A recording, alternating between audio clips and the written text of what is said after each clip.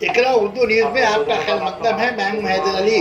मरकजी बीजेपी हुकूमत की अवाम मुखालिफ पॉलिसी के खिलाफ बाया मुहाज और कांग्रेस के मजदूर यूनियन सीटू और इंटक की पुकार पर 26 नवंबर मुल्क की हड़ताल के दौरान ट्रेन सर्विस बहाल। आरपीएफ को स्टेशन पर तैनात की गई ताकि रेलवे सर्विस में रुकना ना पड़े। बैरिकपुर बंद का असर ना के बराबर रहा।